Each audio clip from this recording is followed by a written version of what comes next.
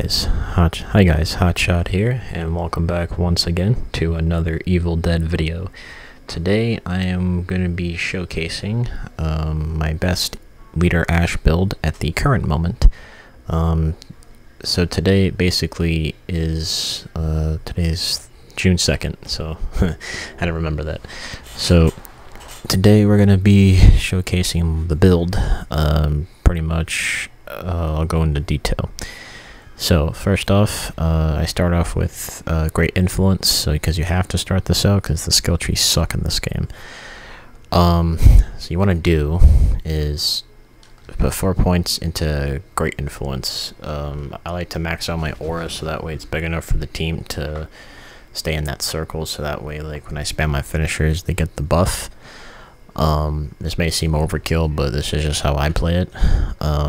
This is the way I started off. We do 2 points into cardio so we can hold off the sprinting, so that way we can run to those objectives, for looting, or trying to run away from the AI units or the boss, depending on who you're going against. So I believe cardio for 2 points is really important. Artful Dodger is what you also want, because leaders now can do 4 extra, have now 4 dodges, so if you take the point off you only get 3, but if you use the 20% you get 4 dodges, so it's very important. So you can get the, I'm gonna say it counters Necromancer, and it counters like any boss unit that you know the strings well, because Necromancer does light, heavy, or light, heavy, so you can dodge out those inputs and probably take 1 hit from him. So I'd rather take 1 hit from him than take 4 or 5, so it's easier for you to kind of dodge quicker. I like to max out Industrial Strength, so that way I can be tanky in the fight, so that way I can last long. Staying along on those objectives are important, or staying in those group fights, just staying next to your team. I wouldn't recommend going off on your own, obviously, unless you're a god tier player, obviously, but that's not the case. This helps stay tanky in the fight, and most importantly, you can last longer. You'll see a difference with the 20%, so definitely decent. I like to max out Seeing Stars so I can spam my finishers with the balance bars. Very important for this guy. He's mainly about spamming finishers and getting some decent damage in with his buff, because he's all about buffing up the team. Stopping power, I want to get to that balance bar with the range damage. For example, like the boomstick, the shotgun, those weapons are like one of his best on him, because of the fact that he can do a decent amount with headshots and balance bar. Definitely good for him.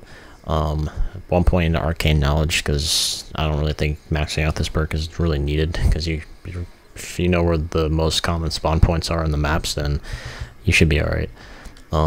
Quicker cooldown, I max this out because I like to spam my active ability for the for the units, or interrupting bosses when they do their grabs, so very important. Having 10%, because it's already at 30 seconds, but if you get to prestige 5 it's 25, so 25 would be like maybe like a 15-second cooldown, so that's crazy. Yeah, you definitely want this in my opinion, because I think having the ability to on cooldown every like 25 seconds or 20 seconds is good, so definitely worth it. Master of Influence, I maxed this out because this buffs up my aura effect with El Jefe Grande, so when you do a finisher you get 100%, so then it strengthens the aura of your perk, so that even gives it a bigger radius, and it I believe the damage numbers for the full team is 24% damage and 48% fear resistance, with all 4 members. The finishers are really nice, and they definitely packed an impact on how you're using your characters wisely. The last perk is Fast Forward. This was really a clutch perk. It really helps him out with the objective. For example, like, let's say like you're on your own, or even if your team is dead and you can't revive them, this perk is really clutch, because it really helps the objective, or speedrun objectives if you can. So like having Fast Forward with max aura with 4 dodges is kind of busted on this guy. He's really crazy when you like know what you're doing with him, and the whole point of this dude is, like, again, you're spamming finishers, you're just buffing up the team. And with my build currently, like, obviously I've lost some games, and I won majority of my games playing him.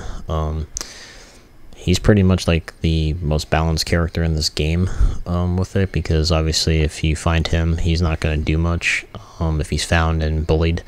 But overall, he's a really solid character, and I think in his current state, he's fun. So like I said, the main point of this guy, spamming finishers, staying next to your team, because you want to stay next to the warriors, because they can get fear possessed pretty quickly with Demon Dash. And I think staying next to the hunters is also important, because you want to make sure that, like, they're unpossessable too, because demons like Ball and Elagos are, like, really good at possessing people. So if you stand next to him, it's important, because you won't get that fear resistance, or you will get the fear resistance, I'm sorry, but you won't get, like, it's better for Leader Ash to tank the traps, because his fear resistance, because he won't be possessable the whole game, so the demon's gonna have a hard time trying to possess him. So that's kind of like the main GIF. Now I'm going to show you some gameplay of what I'm talking about, and we'll get started, and then I'm going to explain, like, how the build works in better shape and form. So let's get started. Alright, so as you can see, it's very, very important to stay next to the team. For example, like in this clip, there's only we have a Pablo that DC'd, and then we only have me, Henry, and Ed. For example, like, we're facing a Ball, so his possession is going to be really good.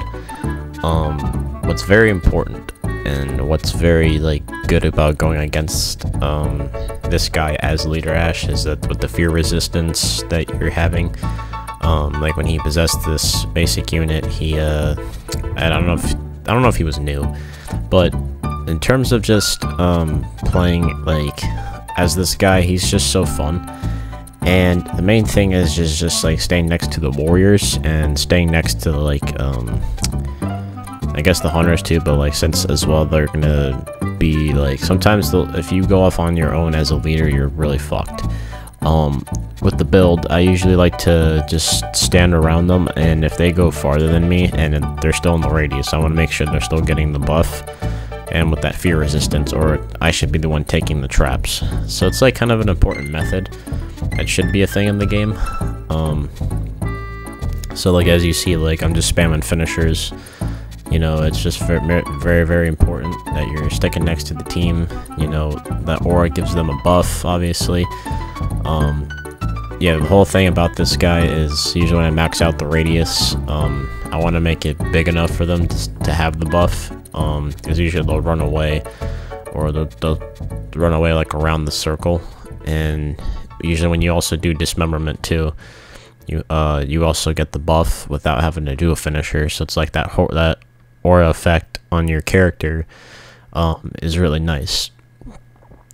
What's interesting about going against any character that's based on fear, like, or possession, like Ball, whose main thing is just using traps and resetting traps, fear gain, and there are team comps that really shut him down, like Leader Ash, Support Ash,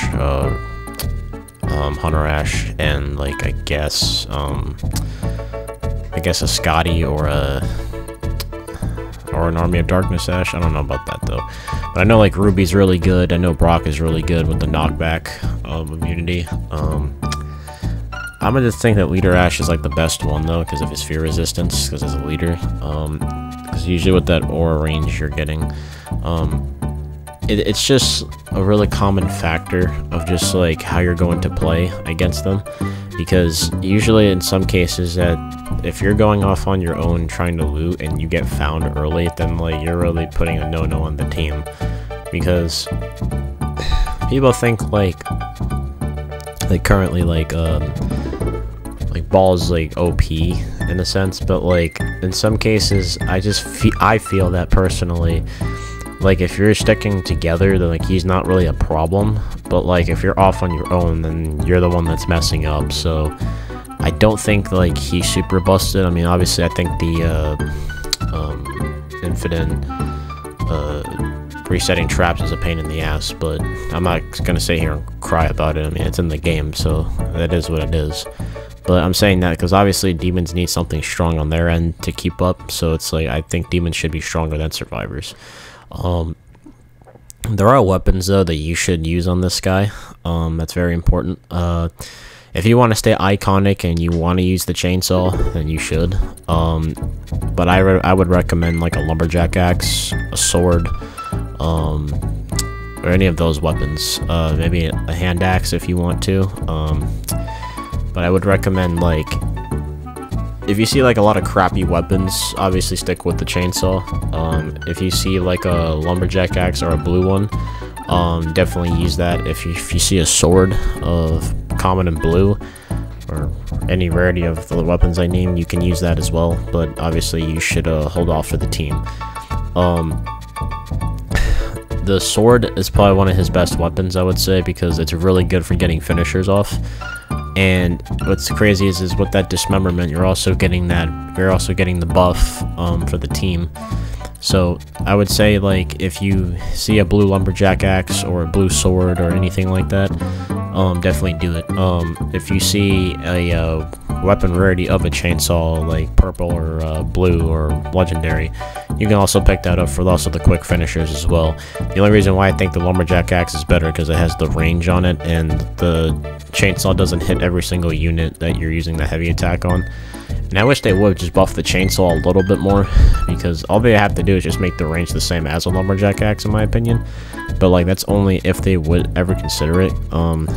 Obviously I'm not saying like survivors need buffs or heavy buffs. I'm just saying there's a lot of weapons that could use like some better changes to them, because to make the flow of them feel better in some way. The weapon, like the long range weapon choice, you can use like a shotgun or even an SMG. I think the boomstick is like my favorite one to use on him because it feels iconic to use. I wish he had the boomstick mastery, but that's just different because it makes sense on him because he's the chosen one. One of the main problems that you have to understand is, like, when you're using this guy effectively, you're not here to like tank the damage, you're not here to like be invincible, because you can die, obviously. The problem that you have to realize is that you're not going to be like a tank like the warriors. You have to like really stick with the team. Excuse me. What's good about this guy is in some cases when you're just with that fear resistance, mostly Ball can't do anything, usually Elagos can't do anything, but when the teammates are on their own, you have to like just try to stick with what you have, because excuse me, there's a lot of factors that come involved with the Auric. Is that you get when you get the finisher off, you get 24%, I think it's 24% damage and then 40% fear resistance for the entire team. Numbers sound good on paper, and I definitely think like it's good for the team. And obviously, like, what's mostly important is that you try to not get swarmed by units, because they can be a pain in the ass. Although I'm not a fan of his active ability, I feel like it could have been better, because it just knocks people back and does balance bar. I'm not a fan of it personally. I mean, if the entire community is, then like that's what's really important.